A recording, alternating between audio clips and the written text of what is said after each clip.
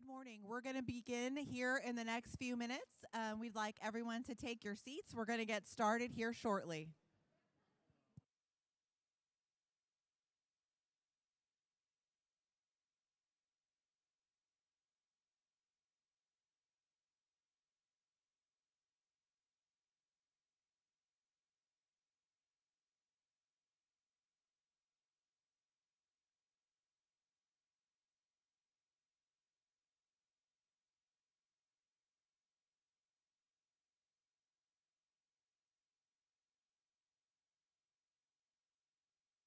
And I am the Chief Marketing Communications Officer here at Texas A&M University-Kingsville. I am so pleased to welcome you all to our State of the University address, part of our Javelina Homecoming celebration.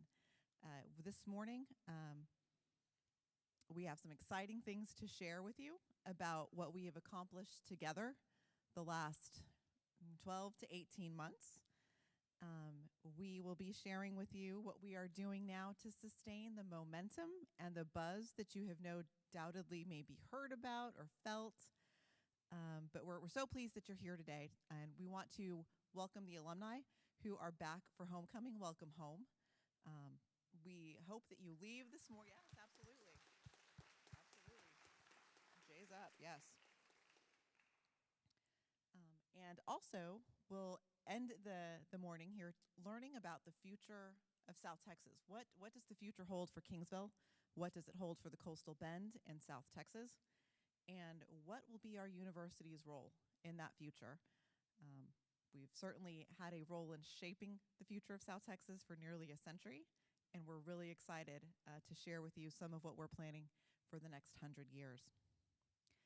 So I want to take a moment to thank our generous sponsor, Clayburgh Bank and Brad Womack, for their underwriting of this event. Thank you so much, Clayburgh Bank.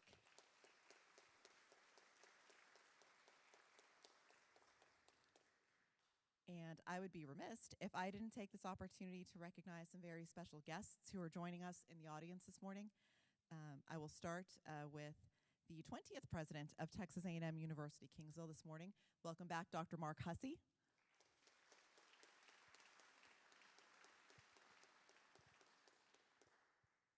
And last night we had a great event celebrating the newest class of distinguished Javelina alumni, and many of those folks are in the room with us today. We have retired U.S. Army Colonel Henry Hodge, class of 1968.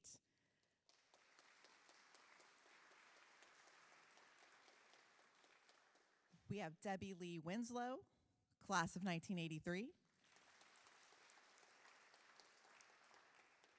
John Bickham, class of 1973.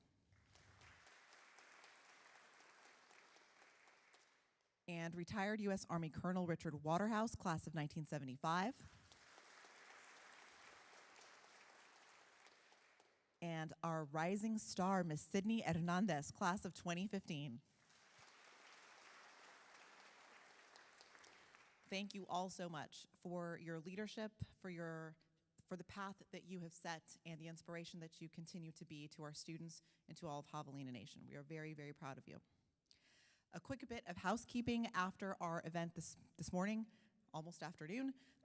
We will have some refreshments. We invite you to visit one another in the lobby of this beautiful music building. Those of you who have not yet seen this building, take some time to take a tour, to look around, to have some snacks, to visit. And we also have a couple of mementos out there for you to pick up as you continue the celebration of all things blue and gold. So it is hard to believe that it's just been under 18 months that Dr. Robert Vela was named president of Texas A&M University-Kingsville. He is a native of Alice, Texas, who has dedicated his career to championing educational access, opportunity, and excellence. He came to us from San Antonio College, as many of you know. There, he led his team to earn the Aspen Award for Community College Excellence, marking that institution as the top community college in the nation. It is my great honor to introduce a distinguished alum, a three-time Javelina alumni, and the 22nd president of Texas A&M University-Kingsville, Dr. Robert Vela. Thank you. Appreciate it. Are we on, Mario? We're on? We're good. Well, thank you all. Before I begin, let me take some time to introduce my wife, who is a two-time alum, and she is here also, Mrs. Analisa Vela. I want to also acknowledge the leadership team. We've got the strategic leadership team here. We've got deans, associate vice presidents. If you are a leader at this university, please stand to be recognized.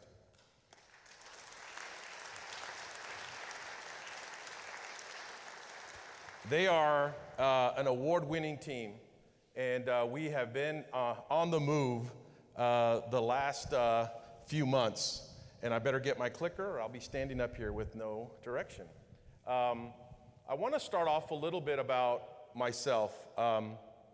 As Adriana mentioned, I'm a three-time alum, but in '89, when I first came here, I kind of just followed my friends. I just didn't know what I didn't know. And I grew up in a little ranchito north of Alice, Texas. And it's been a while, but we beat Cal Allen last night, by the way. I just want to put that out there. It's been a while. So I want to contextualize what standing before you means to me and my family. This is not supposed to happen to a kid from Alice, Texas. It just doesn't happen. I remember coming to this institution in awe of the talented faculty, the talented administrators, staff. I had never experienced that level of intellect and commitment to this community. And quite honestly, I was overwhelmed, and I wasn't really prepared that this was real. I did not envision myself as a college graduate. If you asked me in the 11th grade what I wanted to do, and the only roadmap I had was observing my dad work very, very hard in the oil field, what you do in Alice, Texas in the 80s is go work in the oil field. That's what you do. So I say that because how many of our students are here don't really know what they're capable of, right? But to come back and take on this role after several leadership roles in Houston and in San Antonio, it is an honor. But I will tell you that it's personal for me and my family. I chose to come back if given that opportunity. I wanted to be here to make a difference. We had seen some great success in parts of Houston and in parts of downtown San Antonio. And we transformed generations. We transformed communities. And I want to come back home and do it here. And I was blown away with the talent that we have here, that all-in mentality from faculty, administrators, and staff, and community. Blown away with the level of support. I'm like, how were we gone so long and missed what this community is all about? It's infectious. It's hard to put into words until you experience it. I was in awe with our distinguished alumni recipients last night and their stories. I was focused on every word they were saying because they were so articulate in describing what this university meant to them and how it propelled them for excellence, how it propelled them to realize their best self. And I'll never forget what I heard also is like, we're not done yet. I love that, right? We're not done. We've got a lot more to give. So this is very inspiring. When I interviewed with John Sharp, first of all, it was an honor to even be with him because I truly admired him. When my first job out of this university, I was a probation officer for Claiborne County. And I remember, I think he was the state comptroller. And my wife was in the College of Education trying to get her teaching degree. And I remember John Sharp pushing for a way to help teachers get through school and pay off student loans and help their children also, because teachers weren't getting paid very well. And as naive as I was, I said, Anna, there's our ticket. We're going to be okay. It didn't happen. But I admired him for doing what he was trying to do for teachers in this state. And I never forgot it. So when I interviewed with him, I told him the story. And he kind of teared up. And he said, Robert, you want to know why I did that? Because my mom was a teacher. And we grew up from humble beginnings too. But inevitably, before the school starts, she was pulling money out of her own pocket to give to students in her classroom. It's personal. That's what he told me. And I said, Chancellor Sharp, what would you like to see? What do you envision this university moving forward? You've hired me. What would you like to see? And he said, Robert, bring the Javelina pride back. That's a tough one. Because you know pride when you see it, right? You know pride when you feel it. But how do you measure it? How do you harness it? How do you ensure that we're fulfilling that pride that our alumni talked about last night, our distinguished alumni, all the alum that have shared over the years, almost 100-year history? How do we do that? And we don't know any other way but to get after it and start working hard. And I want to share a little bit, because I think if we can capture this as far as momentum is concerned, we're on to something at this university. You can't start anything without at least, I learned this very quickly in my doctoral studies, you've got to have some type of conceptual framework to help you, to guide you, to lead you. And it can't be so complex that it's stifling either. So I came up with this, how do we achieve institutional excellence? If we achieve institutional excellence, we fulfill our mission. But what's guiding our pursuit for institutional excellence? Our North Star. Some of our alumni talked about that North Star.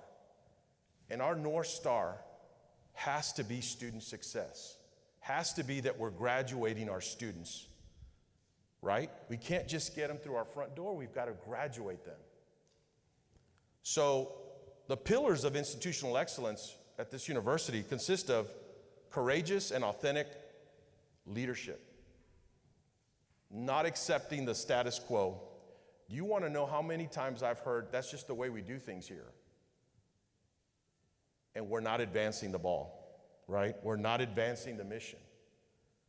Short of a regulation, a policy, a system policy, or a law, we got to shake things up and do things differently if we want to see different results. That takes courage. It takes authenticity in your why. We talked about the why. It takes authenticity in your why. Commitment to continuous improvement. Those of you in the business world, I know Brad Womack knows this well, you cannot succeed unless you're constantly improving. And you can't improve and develop a competitive edge if you don't know what you're trying to fill. What gap are you trying to fill? It has to be laser focused in your commitment to improvement. And lastly, we talk about being data informed. Boy, we hear that all over, data informed. But you know what happens in higher ed? Nobody does anything about the data. We just say we're great at being data informed. We've got great dashboards. We've got experts giving us everything we need, but no one seems to be accountable to owning their lane, those gaps that lie within student success, within graduation, within retention. We got to own it.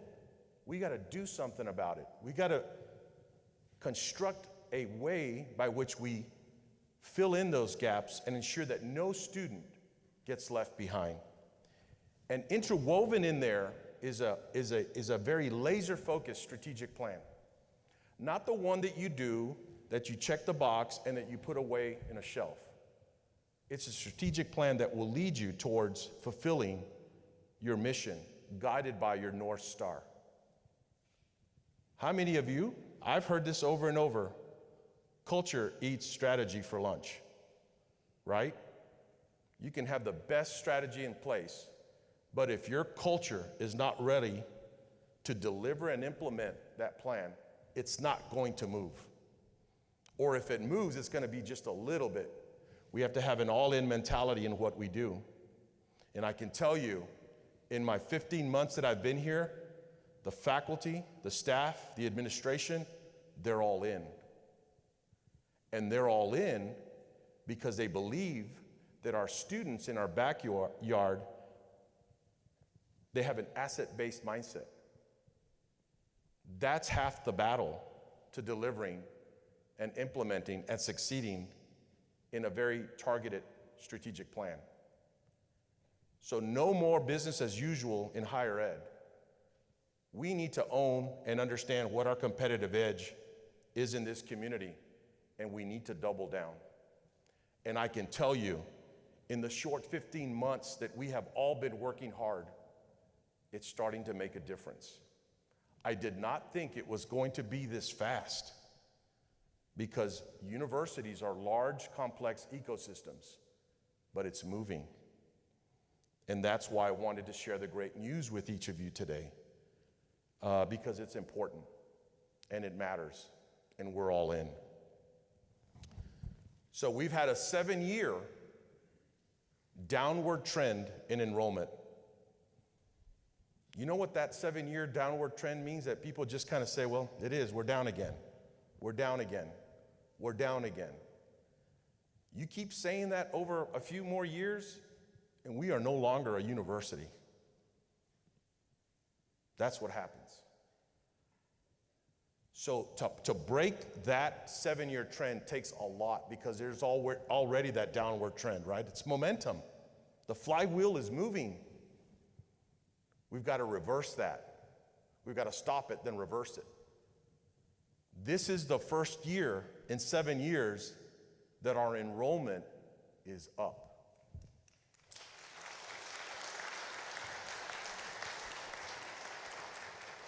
Total enrollment, overarching, 8% up. First time in college, 10% up. Graduate degrees, graduate programs, up 8%. Doctoral program, up 22%. Dual credit enrollment, up 99%. Retention, up 4%. See, enrollment is not just getting students through the front door.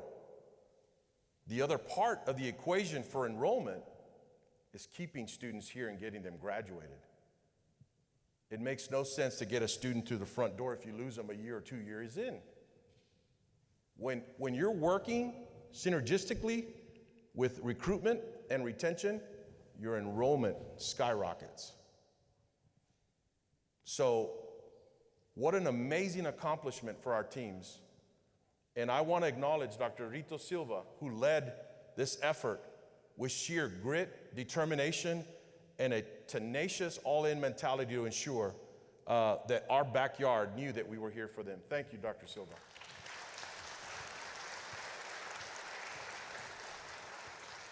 Now, here is the most important piece of this.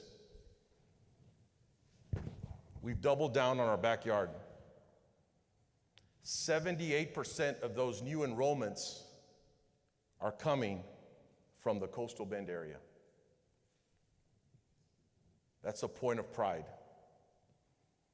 And I tell my team, we are a comprehensive regional university serving rural South Texas. If we can't do that well, then why are we here? We are not A&M College Station, we are not UT Austin, and we are not Baylor University. We're here to serve our region and do it well, right? when the majority of our new recruits are coming from our coastal Bend area, what that tells me is that our community believes in us. They believe in us to send their children here. And if you were here this year, I see Aaron McClure out there, who has been a force of nature when the students and the parents get here. It has been the most energetic time of year when we see so many people, so many students here. I think we had over 1,000 students for Parent Engagement Day. Parents. That's unheard of. We ran out of food. We had to go give business to Tapatio and Mr. Jaimes and everybody. We ran out of food. That's a great problem because our restaurants will pick up and deliver, and they delivered in a big way for our parents. And then that same night, we had over 10,500 in attendance for that football game because all the parents stayed. They stayed and enjoyed a great football game and a great tailgate experience. It's working. And it's working because we don't have a deficit mindset about our backyard. We have an asset-based mindset about our backyard. I'm going to tell you, and each of you talked about it last night. There are kids, we're not in competition with any one of our schools. I tell my colleagues from Corpus International in San Antonio, I tell them, you're welcome. And they say, what are you talking about? I said, we built you. This university built those universities. I said, so we're all in. I said, but what I know is we're not in competition with them. We're in competition with rural parts of South Texas that don't believe that they can graduate from this university. We might as just be an ivory tower that they can't access. That can't be our mission. What I know, and I'm a living product of that, is as a kid, I dreamed of something better. My grandmother instilled in me that you were special. I just thought that's just grandma being grandma. Unconditional love. I don't have anything special. I want to work in the oil field. But she kept drilling that every single day, from my teachers to my professors. And when you begin to believe that there's something in you that you have, and you begin to feed that talent or that gift, it happens. It happens. And our kiddos in our backyard have that. They just don't know what they don't know, right? They don't know they're special. They don't know they're talented. They don't know that they can make it. These amazing examples last night of our distinguished alum it's a living testimony of what can happen when you have a little bit of confidence with some mentoring and a laser-focused strategy to ensure our students graduate. It's beautiful. Some of you heard about the Javelina Promise, right? This is to ensure that money is not an issue for our students that want to graduate from our university. This is for families earning $65,000 or less. In essence, it's a last dollar in scholarship and ensures that students can graduate if they want to without having any kind of debt or worrying about money. 69% of those students that are in our Javelina Promise have a retention rate of 92%. I often talk about there is no silver bullet to solutions. It's a silver buckshot. That's pretty close to a silver bullet. Pretty close. So think if we double down on the Javelina Promise program and these students know that we've got their backs, they're delivering because they're staying engaged at our institution, and ultimately they're going to graduate. That has been a game changer for us. Retention. At my inauguration, we launched the Javelina Relight program.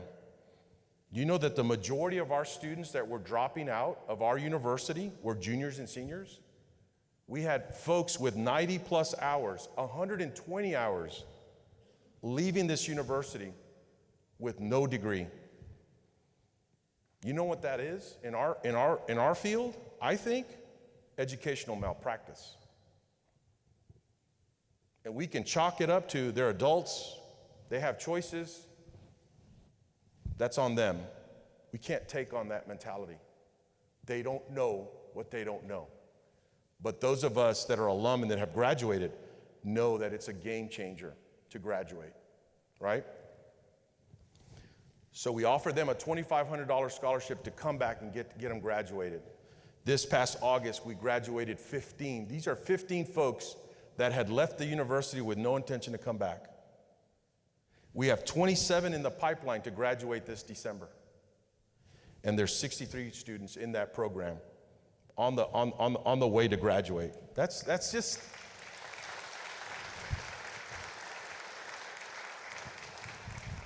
Some of you that deal with a lot of large data sets, you're like, big deal. Here's a deal.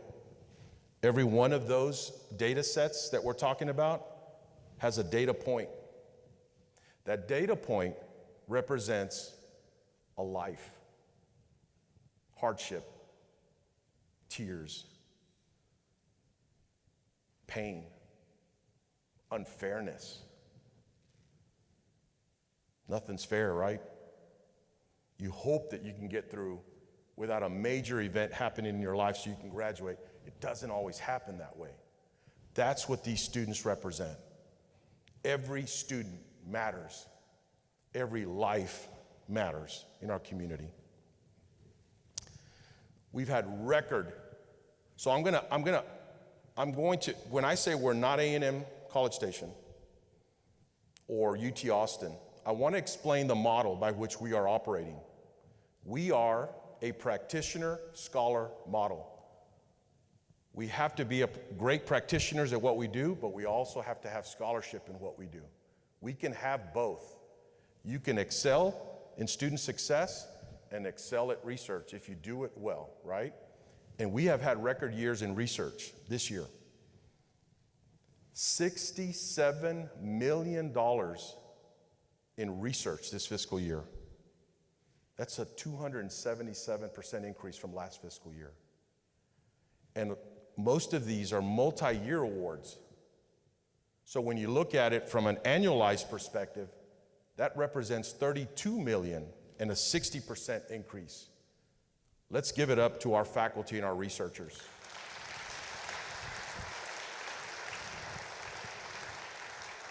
Here's why that's key.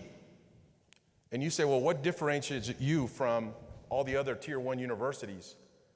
Most of those universities, you're going to have to wait till you're in your graduate program to get into some significant research. I walk into the National Natural Toxin Center. Dr. Elda Sanchez is in there, the director of the Viper Venom Research, and she has juniors and seniors in lab coats doing the research. That's the difference, is that our kids get connected in undergraduate research fast. And thank you. I'll never forget when we launched our dual credit program with Toloso Midway. Mr. Van Maitre, by the way, Toloso Midway, that is a premier independent school district in our area. This is the first time they've come to us for dual credit. That's a game changer. It had everybody in Corpus Christi saying, what is going on? They're supposed to come here. What are they doing in Kingsville? Well, they're here. We've got 250 of their students enrolled in dual credit, and we're positioned to have almost 600 next fall.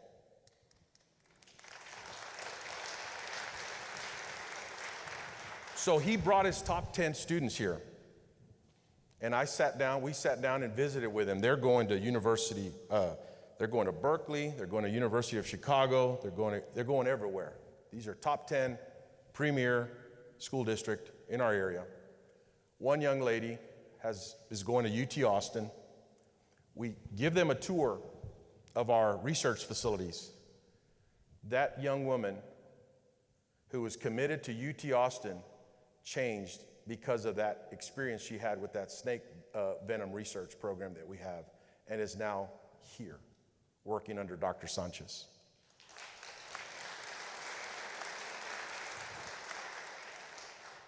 We're not making this up. It's happening right before our eyes.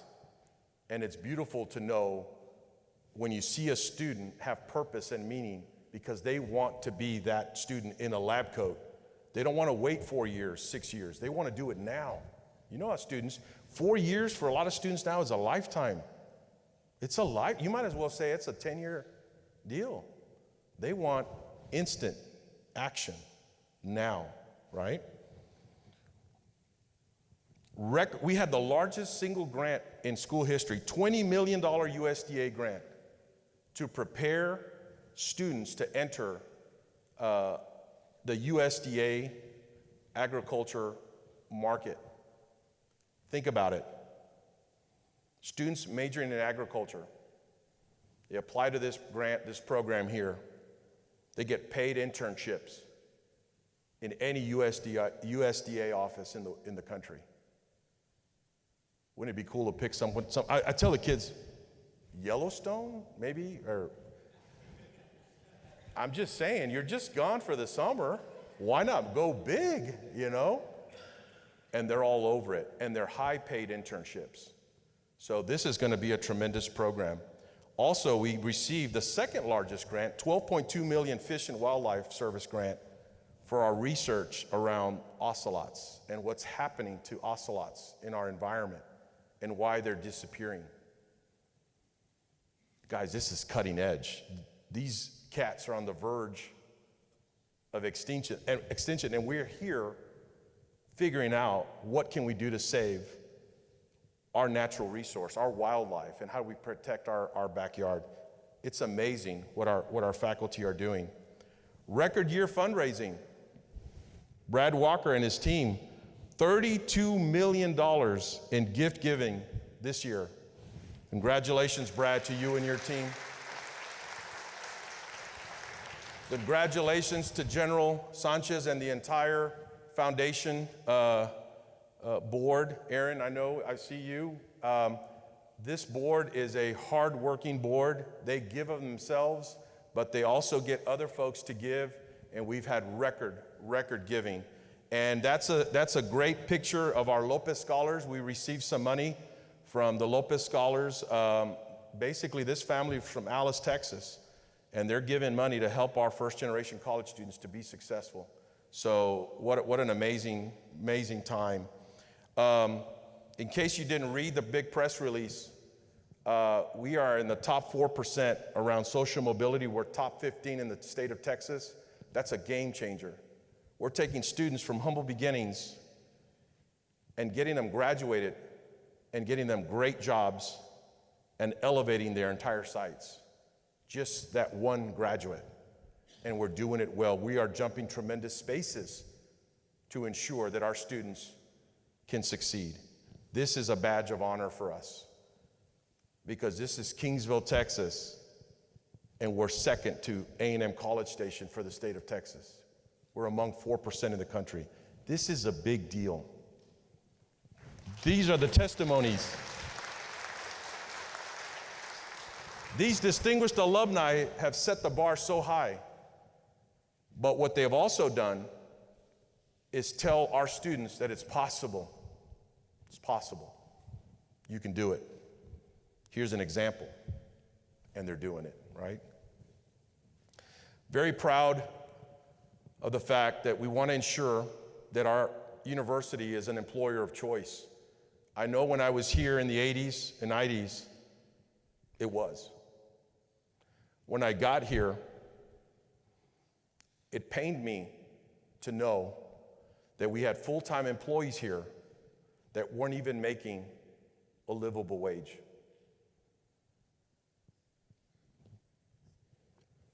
They weren't making a livable wage. That represented about 7% of our workforce here. And how can we rally troops when you're at the kitchen table in tears because you don't know how you're going to pay for gas? It doesn't equate. You can't rally that. And we can't be tone deaf to that.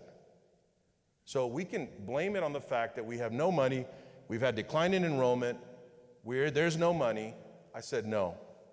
The first thing we're going to do is to ensure that every one of those 7% within our organization move up to $15 an hour, including the part-timers, immediately. Immediately. That still doesn't get us there, because a livable wage here in Claiborne County is about $17 an hour, probably even more now. This was a year ago. We still have a lot of work to do. But we've invested $4.4 million on our employees, and we're not done. We're not done. We're doing some very comprehensive studies to ensure that we have equity in our faculty ranks, that we have equity in our staff ranks, to be sure that we've looked at every gap, that we're closing those gaps so everybody is treated fairly and paid fairly for what they're doing. That's going to be a game changer for us, because what I was hearing is we just don't have money to do it. It's about ensuring that this is important for us.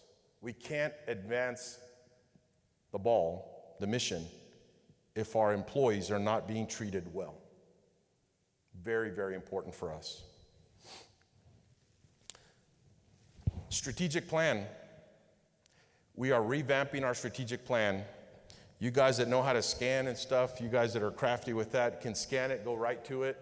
I always have trouble with it, but some of you guys are good at it. But we should have a draft by spring of 2024, and this strategic plan will be so laser focused to ensure that we're advancing the ball so that we can fulfill our promise to our community. It's not something you put away. It's something that you work towards every single day. And you can't wait for those lag measures either. You can't wait till after the semester. We have to build in lead indicators to ensure that actually our efforts are paying off early, not at the end of the semester when we've lost students, right? We've got to do it early. Along with that is we're revamping our mission, our vision, our values, making sure they're laser focused to what we're doing. And this has been a labor of love. We've had every stakeholder group at our university pitching in, making sure their voice is heard, to be sure that we capture. We're pretty close to getting this done, so I can't wait to unveil this to everyone, to be sure that you know the roadmap that we're following to ensure institutional excellence and our promise for this particular mission. And I'm not blind to the fact that you can have all the grit and the will that you want. You're not going to advance the ball unless there's a framework that you can follow, right? Business folks, there are hundreds of frameworks out there to advance the mission. And Mr. Howard just said, Robert, pick one and do it well. 4 disciplines of execution is our framework to ensure that every effort that we are doing at every department, at every office, is pointed to our North Star. Making sure we're getting students through the front door, access, and making sure we get students graduated, student success. Every effort. So think of every department, every office, every individual, all aligned through this framework to ensure we fulfill our promise. It's going to happen, because everybody's pointing that direction, right? If you're not at the table, you're on the menu. If you're not at the table, you're on the menu. It's important that we engage our state and federal legislators so that they know who we are, what we stand for, and how they can help us. And that's a very important piece, that we are at the table and no longer on the menu. So I've been on this tour along with everything else that we're doing here to ensure that every partner in our backyard knows that we're ready to be a part of the solution. It's that collective impact that's going to help us advance the mission. We can't do it alone. But as a community, if we all partner together, we will see some tremendous success. We were also picked among the 26 institutions in the country and top 2 in this state to address some of the learning loss that has happened in our schools. It didn't happen by accident. They picked us because they know that we can deliver, but we also have tremendous need here. There's tremendous learning loss happening. And it's just the tip of the iceberg as a result of COVID, right? And it's coming in bigger waves now. So what they asked us, this is no money, no extra money from the Department of Ed. They said, Dr. Vela, will you commit 15% of your federal work-study allocation to put tutors and mentors into these schools to help with the learning loss? I said, better yet, we'll put 22% of our federal work-study in our schools and bump their pay to $12 an hour. We have 8 of those students now embedded at Santa Gertrudis. We're working with Sissy Pettis now to stand it up in Kingsville, ISD, and we're working with Bishop ISD, Ricardo and Rivera, to start building that framework to get our talented students in their classrooms to help those students that are struggling with reading and math and science, things like that. Very successful. And I don't want our students no longer, those of you that had federal work-study positions back in the day, you were basically probably shredding paper, delivering whatever that was to one office. Those days are over for work-study. Work-study will be now an experiential learning opportunity for our students that they're going to be able to put down on a resume as experience with learning outcomes, not just transactional jobs anymore. They're going to be meaningful and purposeful. And we're going to start expanding this work-study into the community to get these students these jobs with local businesses, Clayburgh Bank, the schools, everyone, to see, I want to be in banking. We know the perfect partner that you can work for. No more paper shredding. We're going to be meaningful about how the experiences we provide for our students. We've missed the boat here for a while. We've not had adequate allied health programs. There is a shortage of nurses, right, all over, but even more so in rural parts of Texas, especially South Texas. We are going to launch an RN to BSN program here to begin to deal with those shortages. And we're going to specialize in rural healthcare. And it's going to be a game changer. Our students are begging for allied health programs. And we are going to begin the workings of a college of nursing and allied health to ensure that we can embed stackable credentials on their way to become a registered nurse, a nurse practitioner, a physician assistant, a pharmacist. We need to be in that space. I don't want to be losing all our talent to these big cities because they're all wanting to get to a big hospital. Community Action Corporation of South Texas has a beautiful model that works in rural parts of Texas, and these folks are making good money. We need to show our students how they can still thrive in our space and have great jobs. Very, very important for us. This is the future of a South Texas health hub that we've been working on that will be here sooner than later at this university.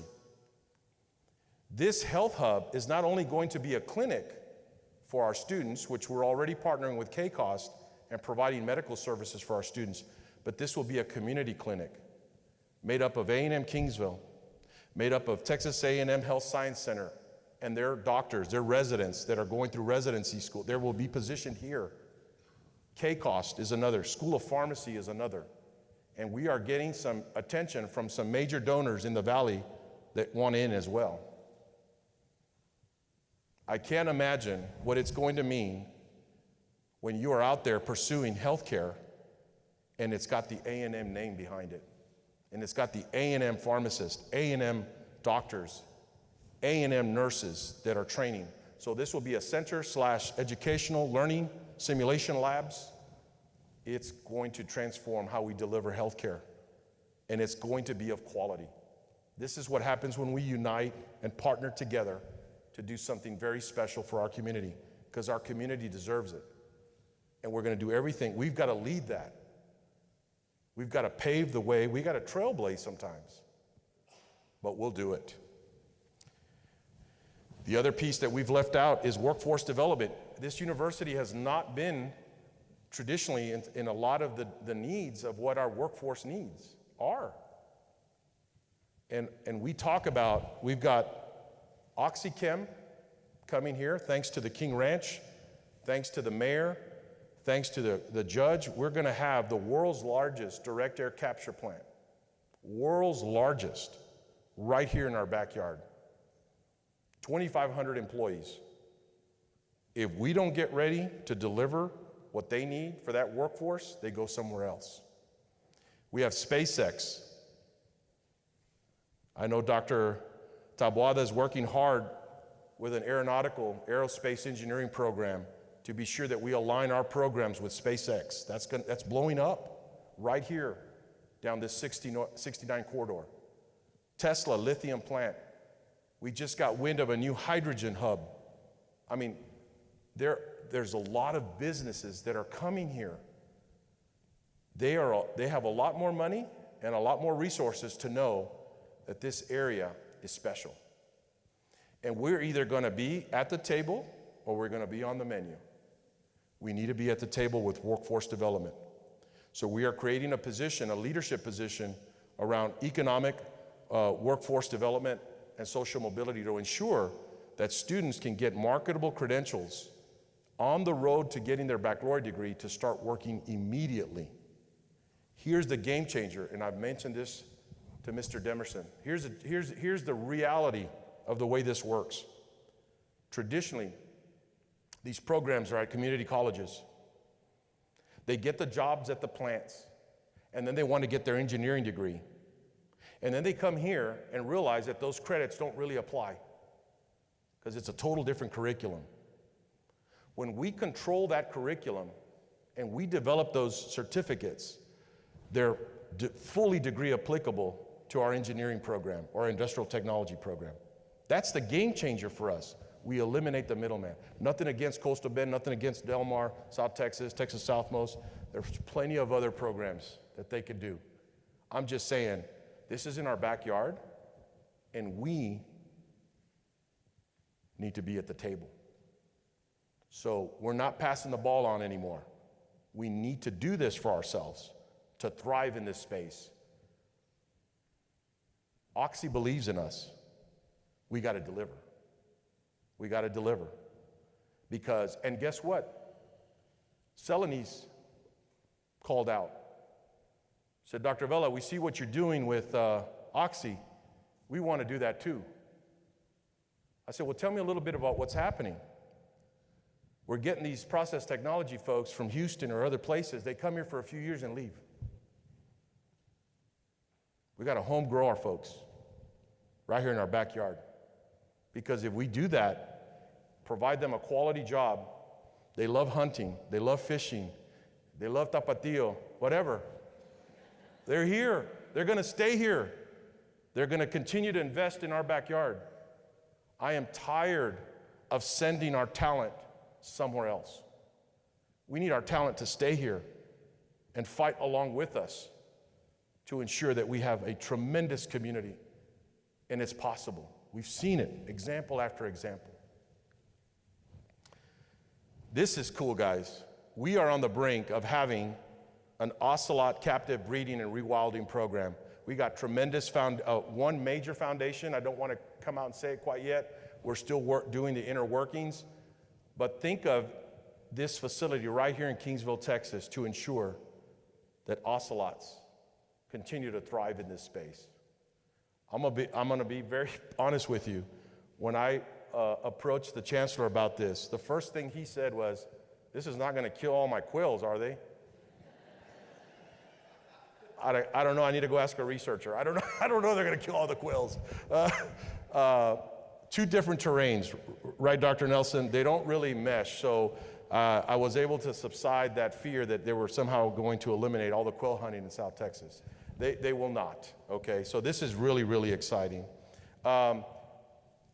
During all this work, right, we've been working very tentatively on a comprehensive master plan the next 10 years, right? We hadn't done that in a while. It's time. We've got to set the bar high, and we got to go for it. But if you don't have a plan, you don't have a vision, you don't have elevated sights, you're just going to accept what is. And we can't do that anymore. This community, with everything coming and that's already here, is on the brink of tremendous opportunity. And we, as a university, need to be ready to be at the center of the education, development, training, everything that needs to happen to ensure that our students stay here. So this is our new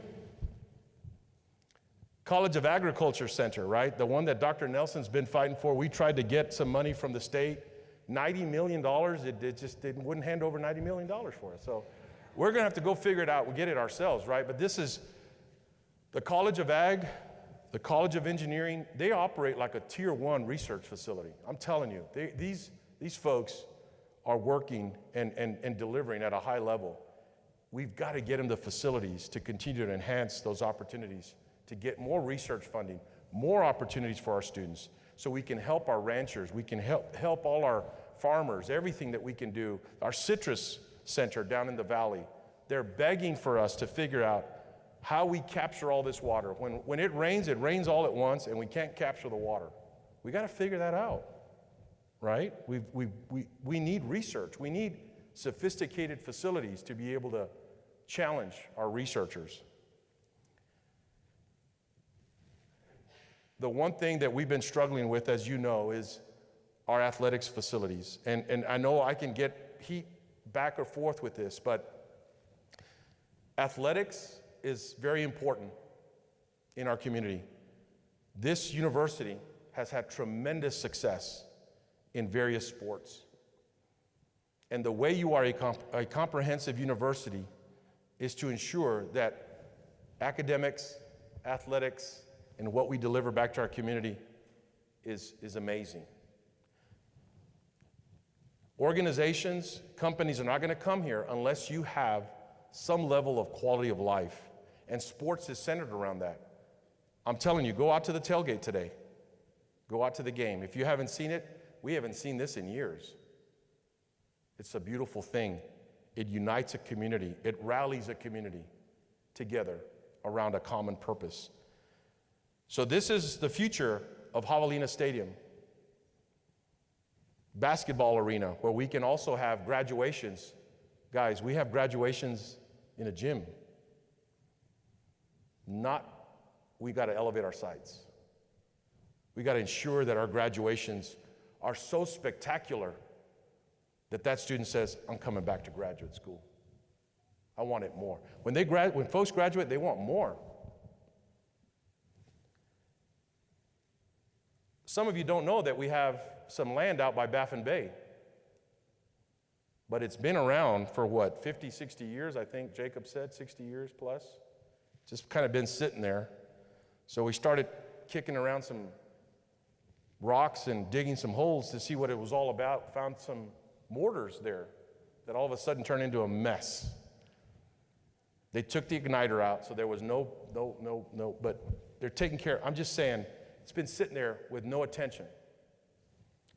We now have a plan to create a research facility / private use complex for our community.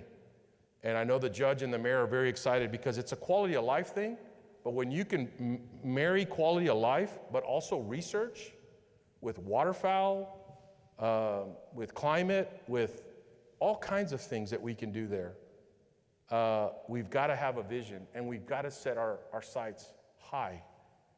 Because I guarantee you that because of the way these areas are blowing up right now, there will be a private partner that comes along and says, I believe in that, and I'm going to invest in that. But if you don't have anything ready and they ask you, then you missed it, right? We've got to be ready. They will come. They will come. Private industry will come to partner to ensure these things become real. Last slide here, power of one. I've said it over and over. Every student matters. Every student represents a member of a family. Every student represents some of the struggles that people go through that we have no idea about. And I brought up Humberto Gonzalez at my inauguration.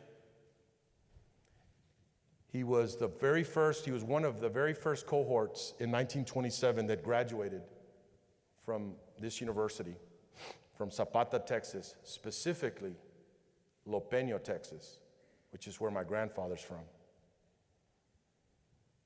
I just had lunch probably 2 months ago with his 90-year-old son, who's also a graduate from this university. We had caldo at Tapatio. And that is the most sharp-dressed man I've ever seen. I don't know how he drove from Zapata, Texas, and didn't get a wrinkle on that guayabera. It was beautiful. And he didn't get one drop of that caldo on his shirt either. I'm taking notes. I'm learning, because it never happens for me that way. But he talked about his experiences. He talks about his dad's experiences. Last semester, we graduated his great-granddaughter. This December, we're going to graduate his great-grandson. Generations. One person that stood up in 1927 to say, I'm changing this. And look what it's done over generations. How many more stories are out there? You may have some. You may already know what they are. It's powerful. It's powerful. And if you want a better community, that's an example. You elevate a person, that person elevates a family. That family elevates generations. Those generations elevate communities. That's why this is important. That's why we lose sleep over a student that's struggling. See, what we have here in this community, I believe, especially at A&M Kingsville, are educators with educator hearts. And when you're an educator with an educator heart, you can't turn that off. Actually, the harder the issue, the more challenging the issue, the more it drives you to try to solve. That's why my daughters don't like to go with me to HEB. Because I will sit there and talk to students to try to get them through the finish line. And it inevitably takes 2 hours to get through HEB for me. I can't help it. We can't help it. They're worth it. They need us, right? So the mission is hard. This mission is very hard. Without that educator heart, there's no way we're going to advance our strategy. We should be looking for people that are all in. I get resume after resume that crosses my desk, and they look great on paper. But my next question is, and Dr. Nelson knows this, where's their heart? Where's their heart? Without both, we can't advance the ball. So my commitment to each of you is that we will bring the best. We will bring in the leaders that are all in for this community, and we're going to move the ball. We're going to advance the mission. And I keep saying, this, as hard as this mission is, and complicated, this brings us joy. Nothing wrong with working hard. Nothing wrong with losing sleep. Because there's a fire in our belly that won't stop for our community. That's the essence of happiness. That's why we do what we do. That's why we came back to serve this amazing community. Jalisco.